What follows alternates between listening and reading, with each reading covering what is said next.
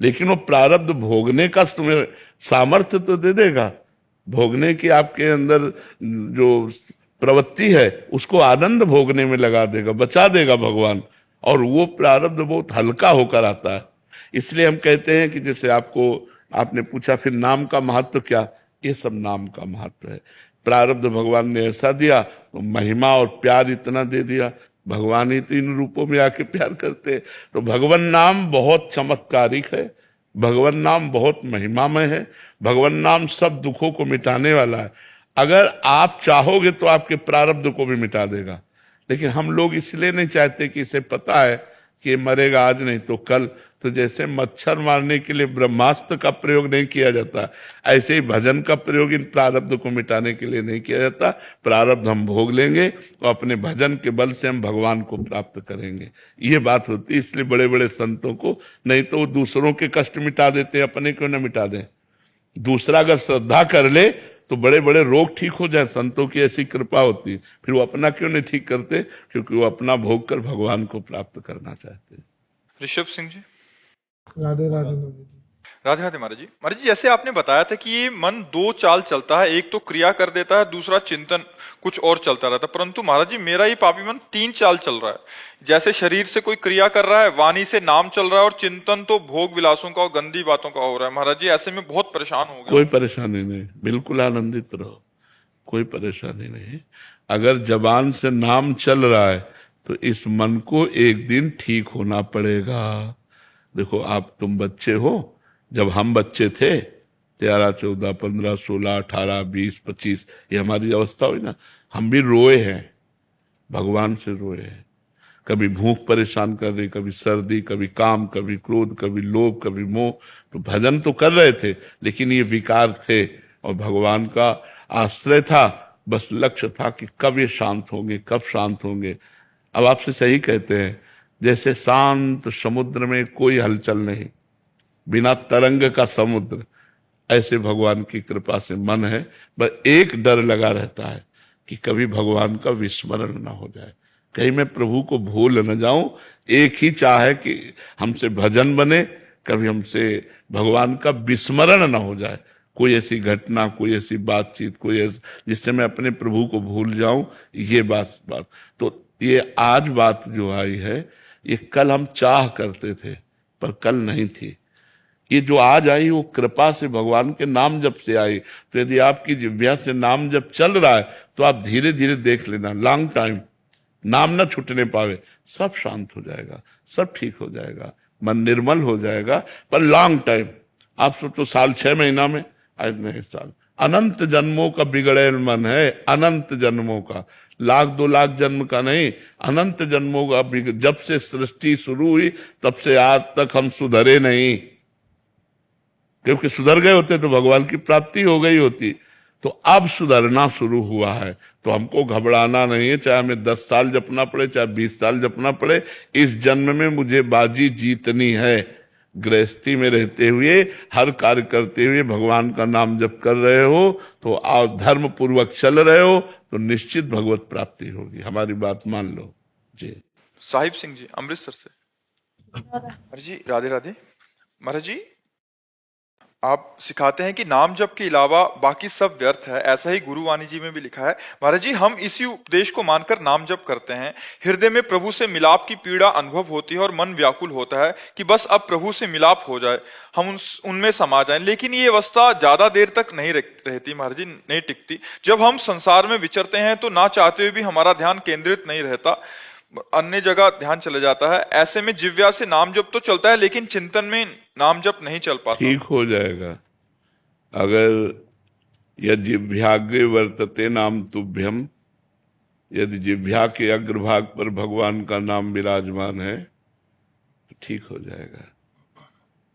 अज्ञान से हो या ज्ञान से हो, भगवान का नाम अपना प्रभाव दिखाता है। निरंतर यदि हम नाम जपने का अभ्यास कर रहे हैं तो हमारी जितनी बहिर्मुख वृत्तियां हैं, माया का आकर्षण है, जितनी गंदी बातें हैं, ये सब धीरे धीरे स्वतः नष्ट हो जाएंगी। हमारा केवल एक लक्ष्य होना चाहिए कि हम नाम को भूलें ना, नाम का स्मरण रखे, ज्ञान से अथवा अज्ञान से, भाव से अभाव में, जैसे भी बने नाम न छूटने पावे। नाम की डोरी पकड़े हैं, सब पार हो गए। नाम में हम मानो नाम जप कर रहे हैं तो मानो भव समुद्र पार होने के लिए हम जहाज पर बैठ गए हैं। न पलटने की शंका है, न डूबने की शंका है, अब पार ही हो जाएगा। नानक साहब जी ने कहा ना, नानक नाम जहाज है, चढ़े सो उतरे पार। जो नाम रूपी जहाज पर चढ़ गया वो पार हो गया। गोस्वामी जी, तुलसीदास जी ने तो इतना तक कह दिया कि नाम लेत भव सिंधु सुखाही, करो विचार सुजन मन माही। ऐ जानने वालों, विचार करके हमारी बात को देखो कि जो निरंतर नाम जप करता है उसके लिए भव सिंधु रह ही नहीं जाता, सूख जाता है। नाम लेत भव सिंधु सुखाही। भव सिंधु क्या है? यही जन्म मरण, काम क्रोध लोभ मोह मद मत्सर। जब निरंतर नाम जप करेंगे तो हमारा निश्चित कल्याण हो जाएगा। अभी हमारा मन केंद्रित नहीं होता, विषयों में चला जाता है। तो हम नाम और जप करेंगे तो हमारे अंदर अध्यात्म बल बढ़ेगा और मन विषयों में न जाकर फिर परमात्मा में लगेगा, वाहे गुरु में लगेगा। उसी से हमारा परम मंगल हो जाएगा। हम हर समय नाम जप करते रहे, ये देखें मन लगे या न लगे। हमारी बात पर ध्यान देना। जैसे मन लगे न लगे, हम भोजन पाए तो हमारा पेट भर जाता है, ऐसे ही नाम में बड़ी सामर्थ्य है। एक बार एक संत थे केवल, कुबाजी महाराज, उनको केवल राम जी कहते थे, बाद में उनका नाम कुबाजी हुआ। केवल राम जी महाराज वो गृहस्थी थे और उन्होंने एक नियम लिया था कि यदि हमारे घर संत आए तो कभी उनको भूखा नहीं जाने देंगे। और गरीब थे, प्रायः पहले गरीबी बहुत अधिक थी, अन्न धन की बहुत अव्यवस्था थी। तो एक दो संत आवे तो पवा देते, वो मेहनत मंजूरी करते थे। देखो कैसी भक्ति थी, मेहनत मंजूरी करते थे और जो उनके घर संत आ जाते थे उनको पवा देते थे। एक दिन भगवान की कृपा से संतों की मंडली आ गई। पहले संतों की मंडलियां विचरण करती थी, हमारे सामने तक रही हैं, अब तो सब धामों तीर्थों में वास करने लगे। पहले विचरण करते थे, 50-50, 60-60, 100-100 संतों की मंडली होती थी। और हमारे शास्त्रों में तो लिखा है 88,000 ऋषि एक साथ रहते थे। शौनक जी उनके मुखिया थे, 88,000 ऋषि एक साथ, एक मंडली में 88,000 ऋषि रहते थे। और दुर्वासा जी तो हजारों चेलों के साथ तो भ्रमण करते ही थे। तो पहले बहुत सी मंडलियां थी, तो एक मंडली पहुंच गई। अब कम से कम 50 संत होते एक मंडली में। वो बड़े व्याकुल हो गए कि हमारा नियम है कि संत को भूखा नहीं जाने देना, और इतनी व्यवस्था थी नहीं। 1-2 संत, 4 संत की व्यवस्था थी, 60 संत की व्यवस्था नहीं थी। रोज मजदूरी करते, जो ले आते उसी में संतों को पवाते, परिवार चलाते।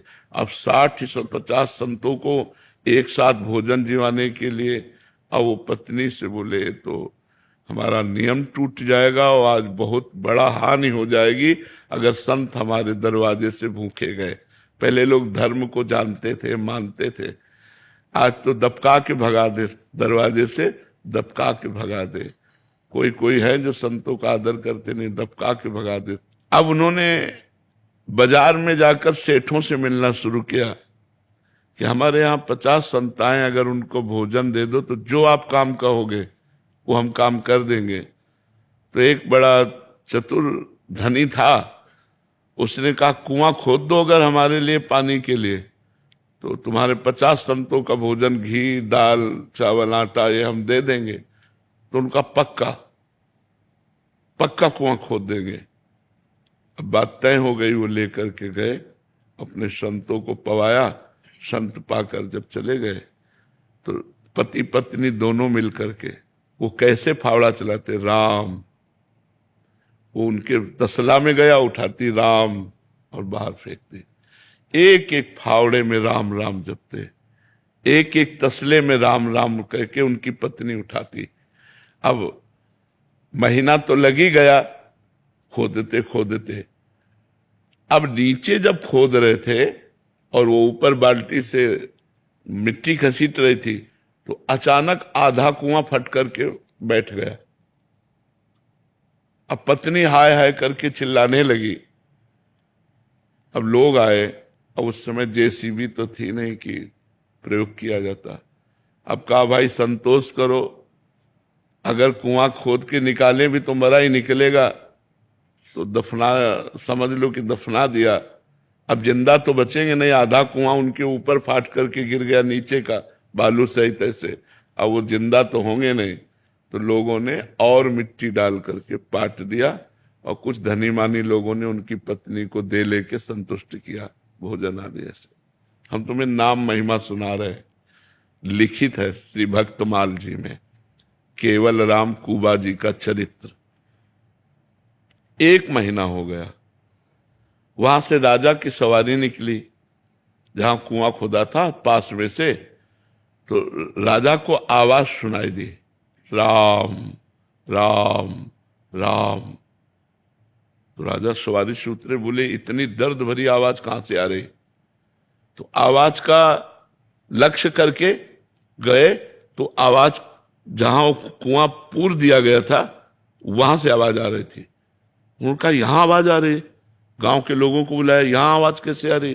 तो उन्होंने घटना बताई कि 1 महीना पहले कुबा केवल राम जी जो है वो इसमें दब गए थे, तो कुआं पाट दिया गया। पूरी बात बताई। उन्होंने तुरंत राज सैनिक लगाए और बोले तुरंत खोदो। अब राज सैनिक, राजा आ गया, देर न लगी, 2 दिन में कुआं। और जब वहां नीचे पहुंचे तो एक पहाड़ी बनी हुई थी, गुफा।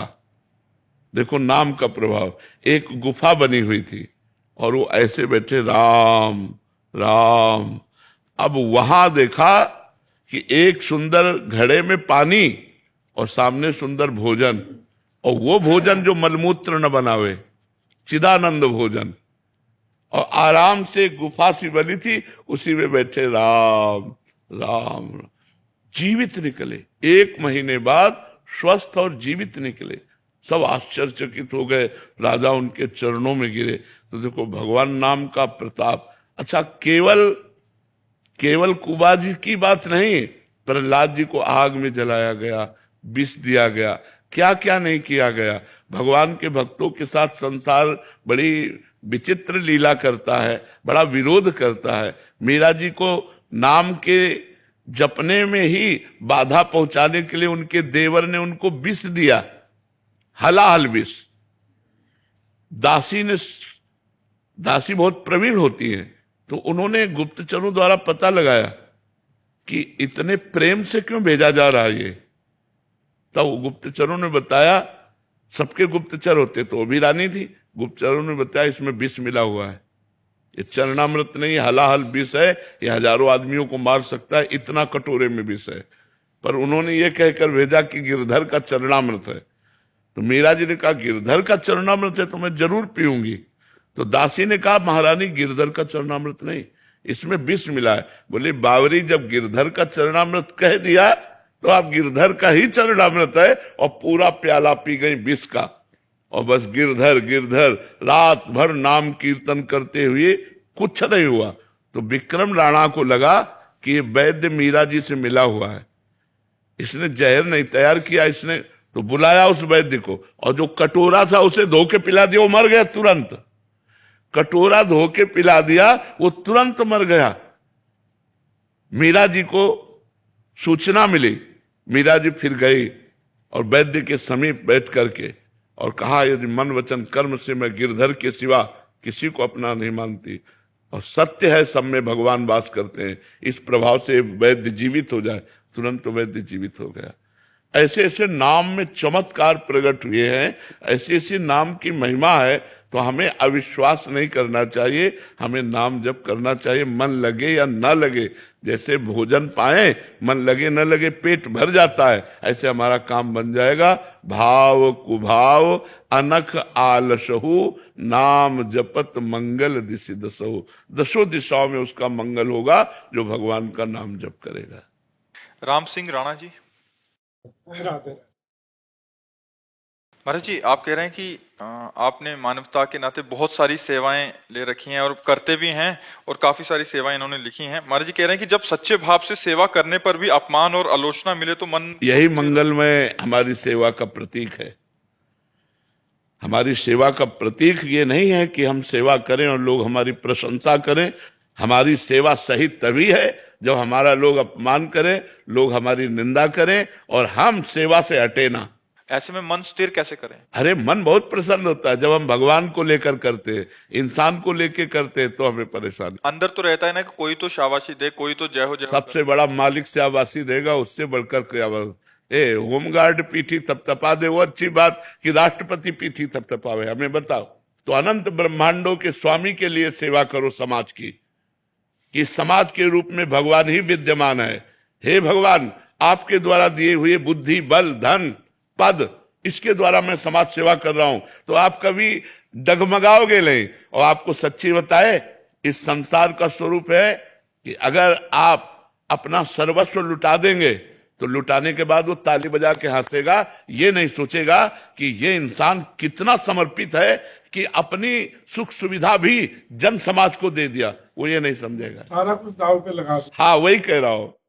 ऐसे हालात पड़े हुए हैं कि मेरे को समझ नहीं आता, मैं अब पीछे हट मैं सकता नहीं। लोगों की उम्मीदें बहुत ज्यादा मेरे से। जी जी। कह रहे हैं कि बाढ़ पीड़ितों को, कोरोना में एम्बुलेंस, अस्पताल, अभी गाँवों के लिए 1100 एम्बुलेंस की अनाउंस की है। जी, पर ये सब भगवान को समर्पित करो तो आप आनंदित रहोगे। अगर आप लोगों से वाहवाही चाहेंगे तो नहीं मिल पाएगी, लोगों से चाहेंगे तो नहीं। नहीं वाहवाही नहीं करें, बट कम से कम कुछ ना बोले तो सही। कुछ ना बोले, नेकी कर दरिया में डाल तो आनंदित रहोगे। अगर नेकी का उत्तर नेकी चाहोगे तो यहां से नहीं मिलेगा, वहां से मिलेगा। इसीलिए हमने कहा कि हमको अनंत ब्रह्मांडों के स्वामी की शाबाशी चाहिए कि संसार ने तुम्हें गालियां दी, संसार ने तुम्हें कटुवचन कहा, अपमानित किया, फिर भी तुम संसार का हित करते रहे मेरा मान करके, इसलिए मैं तुम्हें गले लगाता हूं। तो भगवान जिस पर कृपा कर दे वही सबसे बड़ी बात। इंसान कृपा करेगा, कितनी करेगा? वो क्या कर सकता है? असमर्थ है। सर्वसमर्थ भगवान की कृपा के लिए हमें परोपकार करना चाहिए। हमें किसी से थैंक यू लेने की भी आवश्यकता नहीं है। हम परोपकार करते हैं, करेंगे। तुम हमें गाली दे रहे हो, कल तुम अगर गिरे पड़ोगे तो हम कल तुम्हें गोद में उठाकर अस्पताल ले जाएंगे, हम तुम्हारी गाली का ध्यान नहीं देंगे। ऐसे चलना होगा, तभी आप मंगल में चल पाओगे। नहीं, यहां संसार का जो स्वरूप है वो यही स्वरूप कि आप करो परोपकार, और जब अवसर आएगा तो आपको नीचा दिखाने की ही बात करेगा। वो आपको परोपकार का बदला परोपकार नहीं दे सकता। 1.25 लाख गौवंश सड़कों पे है जी। मैंने संकल्प लिया है, मैं इनको सबको गौशालाओं में व्यवस्थित करवाऊं। बिल्कुल। लेकिन समाज पता नहीं किस मतलब अब गौवंश 1.25 लाख पूरे पंजाब के अंदर। तो आपको परेशानी क्या है? परेशानी गौ माता का जो निरादर होता है, तो वो आप उसका आदर कीजिए, लेकिन लोगों की शिकायत क्यों है आपको? लोगों से सेवा भी उतनी ही करनी चाहिए जितना पैर अपना पसार सको, उतनी चद्दर जैसे ना, तो उतनी ही सेवा करनी चाहिए। अगर हमारी सामर्थ्य 1.25 लाख गाय रखने की है तो हम 1.25 लाख नहीं, हम 1000 रख लेते हैं, 500 रख लेते हैं। हमारी जितनी सामर्थ्य उतना। अगर कोई सहयोग कर दे तो ठीक बात है, नहीं हम किसी को कोसेंगे नहीं। अगर कोई सहयोग नहीं कर रहा तो हमारी जितनी सामर्थ्य हम उतनी गौ सेवा करेंगे। वंदना चावला जी, गुरुग्राम से। राधे राधे। राधे राधे महाराज जी। महाराज जी, हमें पता है कि पिछले जन्म के कर्मों के हिसाब से हमें अगले जन्म के सुख दुख प्राप्त होते हैं, किंतु जो आत्मा दुखी होती है वो उस स्थिति में अच्छे कर्म कैसे करेगी? अच्छे कर्म सही पूछो तो जब हमें दुख मिलता है तो हमारा दिमाग सही होता है। जब सुख सुविधाएं मिलती तभी पापाचरण होता है। जो मनमानी आचरण करते हैं, अध्यात्म से नहीं जुड़े हैं, उन लोगों के देखो आचरण कैसे हैं। सब आचरण गलत होते चले जा रहे, उनका खान पान पूरा जीवन खराब हो जाता है। तो दुख में तो भगवान का कृपा प्रसाद मानना चाहिए और अच्छे आचरण ही करने चाहिए। अच्छे आचरण सुख में नहीं होते। देखो अभिमान में फूले घूम रहे लोग, उनकी बातचीत सुनो तो अभिमान भरी बातचीत है, राग द्वेष है, बहुत परेशानियां हैं। लेकिन गरीब आदमी 4 की बात सह लेगा और अपने परिवार की सोचेगा, भैया हम गरीब आदमी हैं, अगर लड़ेंगे तो हमें परेशानी पड़ेगी। तो हमें तो लगता है दुख में भगवान की विशेष कृपा होती है। दुख में अच्छे आचरण, दुख में भगवान का भजन, विपत्ति में भगवान की शरणागति, ये सब सुविधा है। लेकिन धन संपत्ति और भोग ऐश्वर्य विलासिता सुख में सब असुविधा है, सब भ्रष्ट होने के आचरण होते हैं। देखो ना कैसे कैसे आचरण संसार में हो रहे हैं। हाँ, दूसरे जीवों की हत्या की जा रही है अपनी जवान के स्वाद के लिए, ये अच्छे आचरण हो रहे हैं। ये वीआईपी लोग हैं जो अपने मांस का पोषण करने के लिए दूसरे जीवों का मांस खाते हैं। पता चलेगा जब इनको कर्मों का फल भोग मिलेगा। कर्मों का फल भोगना होता है, अवश्य में भोक्तव्यम कृतम कर्म शुभाशुभ। जैसे पशुओं को नहीं पैर बांध दिए राड में डाल करके और नीचे से आग लगा दी, धीरे धीरे वो जल कर भूनते हैं तो उसका स्वाद लेते हैं, ऐसे काल भगवान तुम्हें आग में डालकर भूनेंगे। कर्मों का ही तो परिणाम है, इसलिए हमको डरना चाहिए पाप कर्म से। ये सुख सुविधा में ज्यादा पाप कर्म बन जाते हैं। जो दुख में होते हैं, विपत्ति में होते हैं, उनसे पाप नहीं बनते, वो सावधान हो जाएंगे। यदि उनको सत्संग मिल जाए तो उनके बहुत अच्छे आचरण बन सकते हैं, वो भगवान का भजन कर सकते हैं। मनीष जी, राधे राधे। राधे राधे महाराज जी। महाराज जी, आप कह रहे हैं कि पिछले 15 वर्षों से यूके में रह रहे हैं। महाराज जी कह रहे हैं कि आजकल जहां हम बिजनेस या कोई भी नौकरी करते हैं वहां ऐसा वातावरण हो गया कि राजनीति, एक दूसरे का श्रेय को हरण करना, शक्ति संघर्ष देखने को मिलता है, विशेषकर उच्च स्तरों में। भले ही कोई इन सबसे दूर हो, फिर भी कई बार परिस्थितियां ऐसी बन जाती हैं कि व्यक्ति को स्वयं को बचाने के लिए इसमें सम्मिलित होना पड़ता है। कई मायनों में महाराज जी मुझे कभी कभी लगता है कि भगवान श्री कृष्ण उस उपदेश की याद दिलाते हैं जो अर्जुन जी को भगवत गीता में दी थी कि जीवन के प्रत्येक युद्ध में हमें खड़ा होना और लड़ना पड़ता है, भले ही मन ना चाहते। तो इस विषय में महाराज जी आपका विचार क्या है? इसमें ध्यान ये देना है कि हमें धर्म में लड़ना है, अधर्म का त्याग करना है। अधर्म में हमको पक्षपात लेकर लड़ना कभी नहीं। देखो, भीष्म जैसे बाल ब्रह्मचारी, द्रोणाचार्य जैसे आचार्य, अश्वत्थामा, कृपाचार्य, ऐसे महापुरुष हैं जो एक एक पूरे विश्व को अकेले जीत सकता है, लेकिन सबको भगवान ने परास्त करवाया अर्जुन जी के द्वारा। अर्जुन जी धर्म पक्ष में है और वो अधर्म के पक्ष में है। तो हमें युद्ध तो करना है, लेकिन हम पक्ष किसका ले रहे हैं ये देख करके। कहीं ऐसा ना हो कि हम अधर्म के पक्ष में खड़े हों। अगर अधर्म के पक्ष में है तो विश्व विजेताओं को भी नष्ट होना पड़ा। 6 महीने बाणों की सैया में अखंड बाल ब्रह्मचारी महाभागवत भीष्म जी को, जो गंगा पुत्र है, शांतनु पुत्र है, और द्रोणाचार्य जिनकी धनुष की टंकार हो जाए तो विश्व में अजेय है, भगवान के स्वरूप है। तो द्रोणाचार्य जी बहुत बड़े महापुरुष है, लेकिन गर्दन कटवा दी ठाकुर जी ने, दृष्टद्युम्न से कह के गर्दन कटवा दी। अश्वत्थामा मरो, ये सूचना दो, जहां उन्होंने धनुष बाण गर्दन कटवा दी। क्यों? अधर्म के पक्ष में खड़े हैं। तो हमें लगता है कि हम लड़ें, लेकिन यदि वो अधर्म का पक्ष हो तो हमें त्याग करना चाहिए, और धर्म के पक्ष में हमें जीवन भर लड़ना है। अपने से भी लड़ना है, औरों से तो बात जाने दो, अपने से लड़ना है। जो अपना माना हुआ मन है, जो अपना मानी हुई इंद्रियां हैं, ये हमारी बहुत बड़ी शत्रु हो गई है। इन्होंने हमें विषयों में फंसा दिया है, इन्होंने हमसे अधर्म आचरण कराए हैं, इन्होंने हमसे बुरा करवाया है। हमको भारी युद्ध महाभारत यहाँ करना है, अंदर महाभारत करना है। इस मन से, इस इंद्रियों से लड़ जाए और जीत जाए, वो सबसे बड़ा योद्धा।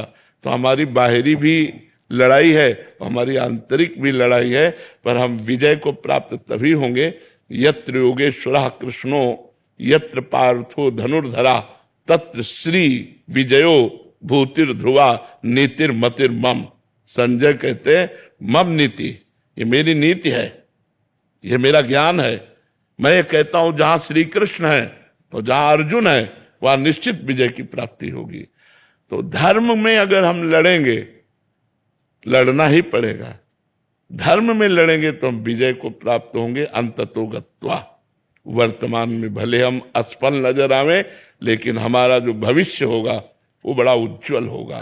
और अधर्म में यदि हमने पक्ष ले लिया तो वर्तमान भले सफलता युक्त दिखाई दे, लेकिन परिणाम बड़ा बुरा होगा। जैसे वर्तमान कौरवों का बड़ा धूम धड़ाके का था, हाथी झूम रहे मस्त, और पांडव 12 वर्ष का वनवास, 1 वर्ष का अज्ञातवास।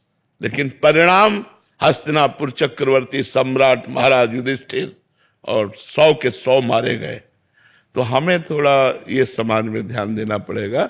यही एक अधिकारी खड़ा होकर के बोला था, जब से मैंने आपका उपदेश सुना तब से नियम लिया है कि हम कभी भी घूस नहीं लेंगे और बड़े अधिकारियों की अधर्ममयी आज्ञा नहीं मानेंगे। तुमको आपको सस्पेंड कर दिया जाएगा। बोले 3 बार हो चुके हैं। बोले 3 बार सस्पेंड हो चुके हैं, अब हम इस्तीफा देने के लिए तैयार हैं, लेकिन हम अधर्म नहीं करेंगे। इसमें केवल भगवान साथी होते हैं, उन्हीं का भरोसा लेके चला जाता है। आप धर्म से चलो तो आपके कई खिलाफ खड़े हो जाएंगे। किसी भी डिपार्टमेंट में हो, आप ईमानदारी से अपने पद का, कर्तव्य का पालन करना चाहें तो 10 आपके विरोध में खड़े हो जाएंगे, और आने दो और खाने दो तो 10 हाथ मिलाएंगे आपसे, तो परिणाम अच्छा नहीं होगा उसका। से रावण के भाइयों ने, उनके पुत्र ने ये कहा कि मतलब उन्होंने समझाया रावण को जाके कि आप अधर्म के मार्ग पर हैं। हाँ। लेकिन जब विभीषण जी समझाने गए कुंभकर्ण जी को, तो कुंभकर्ण ने आगे से ये उत्तर दिया उन्हें कि मतलब यहाँ पे रावण जैसा भाई और राजा, मेरा इस समय दायित्व है कि हमारा इस समय हमारे यहाँ पे युद्ध चल रहा है। कुंभकर्ण ने उनसे यही कहा कि भाई, मैं धन्य मानता हूं कि तू मेरा भाई है। पूरी बात कहो। कुंभकर्ण ने कहा, मैं धन्य मानता हूं विभीषण कि तू मेरा भाई है, और तू धन्य हुआ कि ऐसे धर्मद्रोही रावण का तूने साथ त्याग कर भगवान राम की शरण ली। पर भाई, इस समय हट जा मेरे सामने से, क्योंकि मैं मदिरा पिए हुए हूं और मैंने रावण का अन्न खाया है, और वो मेरा भाई भी है, और मैं उसके पक्ष में खड़ा हूं। जाओ, नहीं तुम्हारा भी विनाश कर दूंगा। इस समय जाओ मेरे सामने से, क्योंकि मैं मदिरा पान किए हूं और रावण के पक्ष में हूं। पहले उसने धन्यवाद दिया है, आप पढ़कर देख लेना। पर जो वो ज्ञान है, लेकिन वो ज्ञान किस काम का? अगर मुड़ के खड़ा हो जाता है वो और कह देता रावण कभी तेरा साथ नहीं दूंगा, राम का साथ दूंगा, अगर तू जानकी को वापस नहीं करता तो मैं तेरे से युद्ध करूंगा, वो डर जाता। मेघनाथ साथ न देता, कुंभकर्ण साथ न देता, जैसे विभीषण जी हट गए, ऐसे बड़े बड़े अगर हट जाते तो रावण घुटने पे आ जाता। लेकिन इन बड़े बड़े ने साथ दिया तो बड़े बड़ों को मिट्टी में मिला दिया भगवान ने। पर जी, शरीर की पत्नी दुर्भाग्यवश झूठ और प्रपंच में संलग्न है और प्राय अत्यंत प्रतिकूलता देती है। जीवन के कई महत्वपूर्ण विषयों पर भी ज्यादा सहयोग नहीं करती। उसकी प्रतिकूलता को मैं अपना प्रारब्ध समझकर शांति से कोशिश कर रहा हूं, परंतु मन में उसके प्रति द्वेष या दोष भावना जागृत हो जाती है और खुद के प्रति अहंकार बढ़ जाता है। महाराज, नहीं आनी चाहिए, और प्यार करना चाहिए कि तुम हमारे प्रारब्ध को मिटाने के लिए पत्नी रूप में आई हो, तो हमारा जो कर्तव्य है तुम्हें प्यार देना, तुम्हें सुविधा देना, वो मैं दूंगा। अब तुम अपने कर्तव्य को भूल कर यदि हमें दुख और कड़वे वचन और प्रतिकूलता दोगी तो मैं उसे सहूंगा, पर हमारे प्यार में कोई अंतर नहीं आएगा। तभी तुम सत्संगी माने जाओगे, तभी तुम आध्यात्मिक माने जाओगे। अपने कर्तव्य, तुम क्या कर रही है मैं नहीं देखूंगा, तुम मेरी पत्नी हो, मेरा क्या कर्तव्य ये मैं देखूंगा। तुम्हारा जो व्यवहार है वो भगवान जाने। हमारे प्रारब्ध को भोगाने के लिए आप पत्नी रूप में, पुत्र रूप में, परिवार के किसी सदस्य के रूप में कोई आता है तो हम उस प्रारब्ध को सहर्ष भोगे, आध्यात्मिक हैं, और उस हमारा क्या कर्तव्य उसके प्रति ये हमें करना चाहिए। तो आप निकल जाओगे, और जो जैसे कर्म करेगा उसको वैसा भोग भोगना पड़ेगा। आप निकल जाओगे, आप संसार चक्र से ऊपर उठ जाओगे। तो इसलिए आप ऐसा कर्तव्य करो। पत्नी में भी भगवान है, कभी विरोध मत करो। एक सलाह दे दिया, ना माने कोई बात नहीं, आप अपने मार्ग से चलो। अगर वो आपका त्याग कर देती है तो कोई बात नहीं, आप त्याग मत कीजिए, आप उसका विरोध मत कीजिए। अधर्म के आचरण कर रही तो बता देते कि अधर्म है, अगर ऐसा करोगे तो आपका परिणाम बहुत बुरा होगा, क्योंकि अधर्म का परिणाम बुरा होता है। अब आप देख लो, अगर आपको ऐसे ही चलना है तो आप चलिए।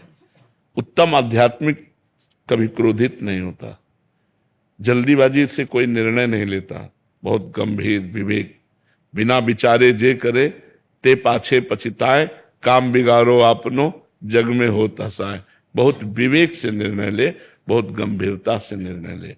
तो हमें लगता है यदि हम बर्दाश्त करना सीख जाए तो हम अपने परिवार को बचा सकते हैं, हम अपने आप को बचा सकते हैं, हम संभाल सकते हैं, बड़ी बड़ी विपत्तियों से बच सकते हैं। आज हम लोगों में सहनशीलता कम हो रही, नाक में गुस्सा रखा है, जरा सी बात में हम लड़ जाते हैं, कड़वा बोलने लगते हैं, यहाँ तक कि हिंसात्मक वृत्ति हो जाती है, भाई भाई को हिंसा वृत्ति से पीड़ित करता है। ऐसा नहीं होना चाहिए, बहुत सहनशील होना चाहिए।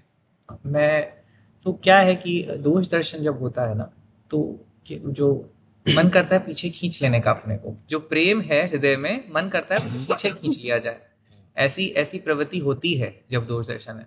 पर आपने जो समझाया उससे ये है कि दिल खोल देखो, वैसे यहाँ प्रेम तो गुप्त ही रखना है, यहाँ प्रेम का नाटक करना है। प्रेम तो केवल प्रभु से करना है, और प्रभु को मान करके ही हम सब जगह प्रेम करें। हमें असली प्रेम किसी से नहीं करना है, असली प्रेम तो सिर्फ प्रभु से करना है। यहाँ प्रेम का नाटक करना है, कहीं पिता बनकर, कहीं पुत्र बनकर, कहीं पति बनकर, कहीं भाई बनकर, कहीं मित्र बनकर, अलग अलग व्यवहार से हमें प्रेम करना है। तो हमें प्रेम का नाटक करना है, क्योंकि जगन नाटक वैभवा, एक नाटक हो रहा है। सत्य प्रेम करोगे तो रोओगे, पछताओगे, क्योंकि ये मरण धर्मा शरीर है, आपका, हमारा, सबका। अगर हम सत्य प्रेम करेंगे, वो शरीर उसका छूटा तो हम बेकार हो जाएंगे। हम केवल प्रेम का नाटक करें और उचित नाटक करें। पत्नी के साथ जो नाटक करना है पति का, बिल्कुल ठीक वैसे करेक्ट करें, तो इससे भगवान प्रसन्न हो जाएंगे। हम अपने नाटक में कमजोर ना हो। हमें जो स्वांग मिला है डायरेक्टर भगवान के द्वारा संसार रूपी रंगमंच पर रोल करने का, हम ठीक वही रोल करें। अगर हमें पति का मिला है तो ठीक पति का रोल करेंगे। वो गलत रोल कर रही है तो डायरेक्टर उसको देखेगा। अगर पति पत्नी में प्रेम हो तो कितना सुंदर जीवन हो, विचार करो। दोनों प्यार भरा जीवन व्यतीत करें, पर सुंदर जीवन अगर हम व्यतीत करेंगे तो हमारे पुण्य भी तो होने चाहिए।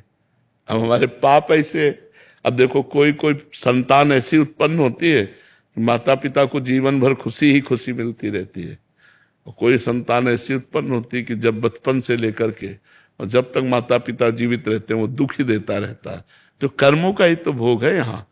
यहाँ जो रिश्ते नाते संसारिक संबंध है सब कर्मों से आकर बनते हैं।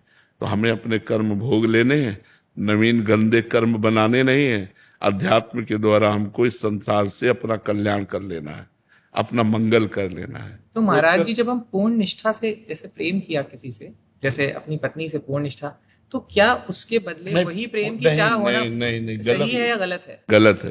पूर्ण निष्ठा से प्रेम केवल भगवान से करना है।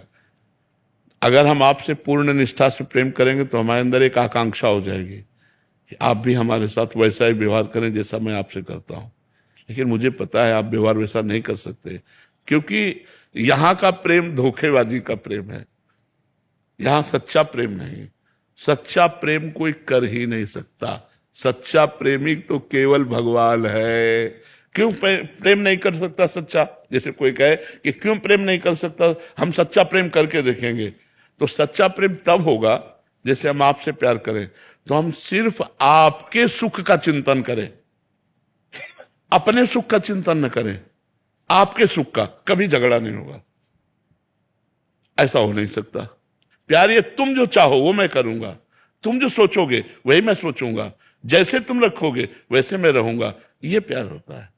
तो ऐसा तो संसार में हो नहीं सकता। संसार में कोई भी प्यार करता है तो यही मांगता है। देखो लोग अपने प्यार का दबाव कैसे डालते हैं, हम आपसे प्यार करते हैं, हमारी बात मान लो। किसी भी बात को मानना है हमारी बात मान लो। नहीं, प्यार ऐसा नहीं होता। प्यार उसकी बात, इसीलिए यहाँ प्रेम तो है नहीं बच्चा। यहाँ स्वार्थ को भले प्रेम कह सकते हो, आसक्ति को भले प्रेम कर सकते हो। मतलब बहुत कड़वा है बच्चा।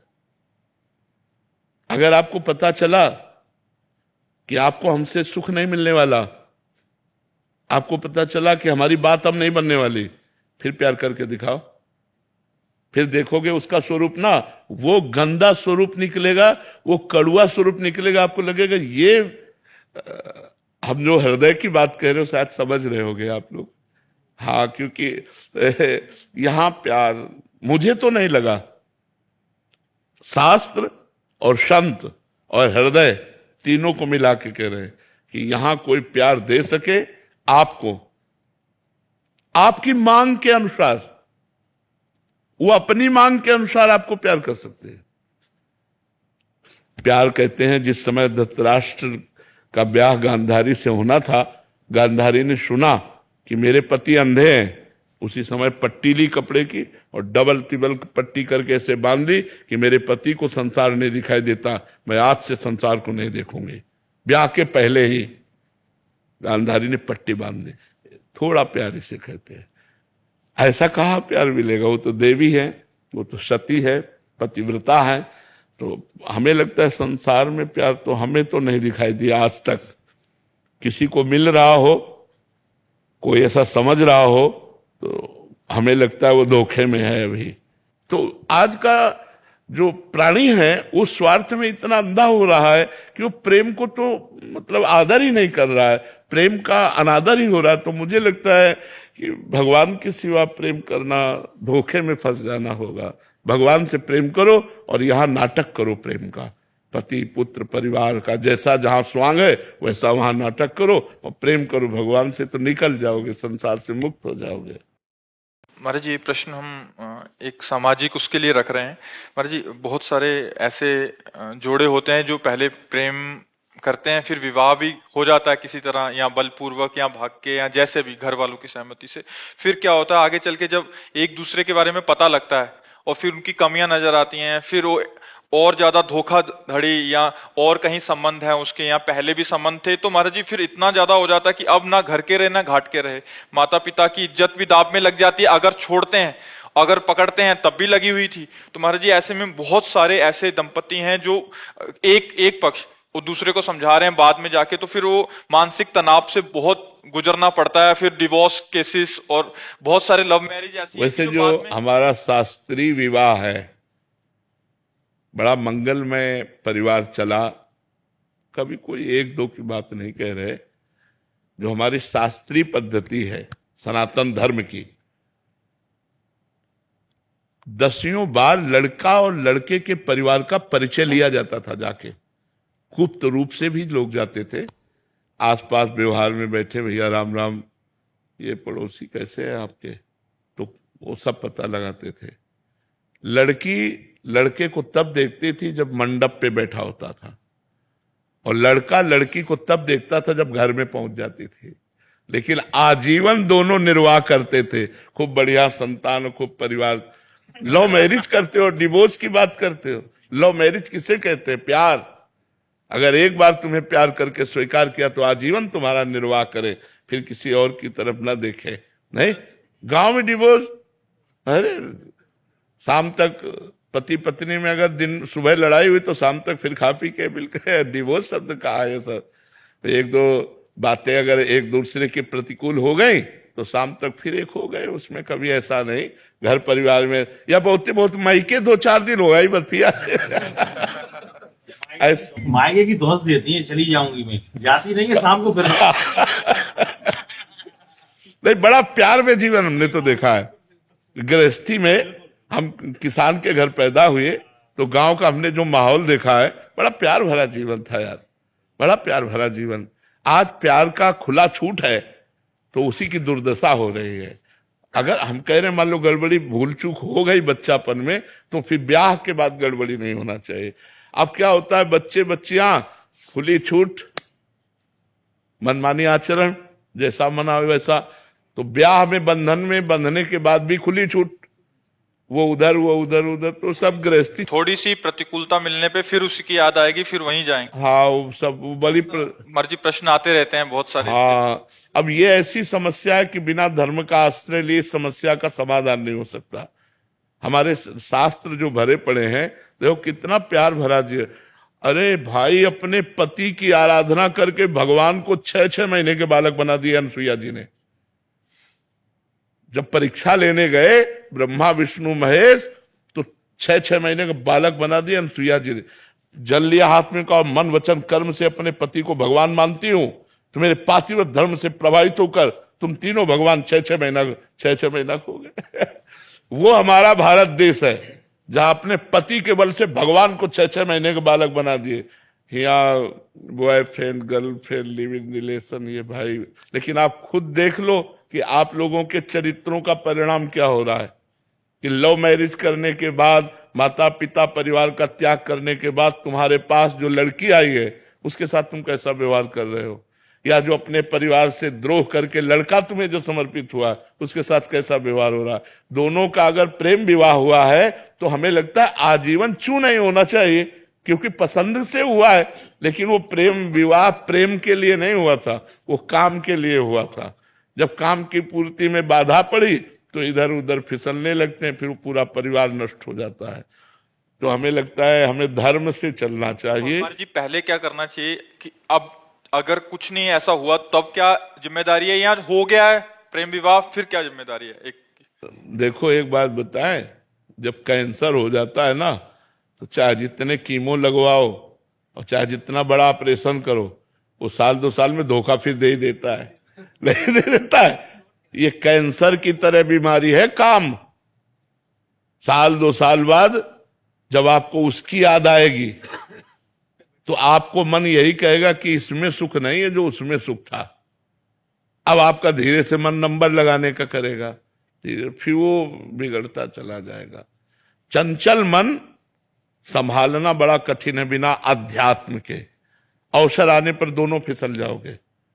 इसलिए हमें लगता है कि हमारे धर्म से चलना ही ठीक है। ये जो नई पद्धति चली है इसमें ठीक नहीं है, इसमें ठीक नहीं है। अगर हम धर्म से देखो, बड़े बड़े साधु महात्मा चूक हो जाती है तो फिसल जाते हैं। विचार करो, जिन्होंने साधना की है, आप लोग तो साधना ही नहीं करते, आप लोग तो चूक में पड़े हुए हो। अगर आप सुधारना चाहो तो पहले कसम खाओ दोनों कि अब तक जो हुआ हम कभी नहीं करेंगे। अगर ये कसम खा के ब्याह हो, आज से हम दोनों के दोनों हैं, कभी हम किसी को स्वीकार नहीं करें, बहुत बढ़िया यार जीवन चल जाए, लेकिन ऐसा नहीं हो पाता। पर आप बताओ, अगर आप प्रश्न करोगे ऐसे तो फिर हम उत्तर कहां से दें? उत्तर यही देंगे कि आप गलत हो, आप सुधार करो, आप धर्म से चलो। हमारे बच्चे हमारी बच्चियां यदि धर्म से चलेंगे तो गृहस्थी बहुत बढ़िया बनेगी जाके, और अगर अधर्म से चलोगे तो गृहस्थी बढ़िया नहीं बनेगी। जब हम अपने पति को स्वीकार कर लेते हैं, 1-2 महीना 4-6 महीना या साल हो जाता है तो मन उब जाता है, क्योंकि मन को नवम चाहिए। इसलिए मन को अध्यात्म के द्वारा रोका जाता है, धर्म के द्वारा रोका जाता है।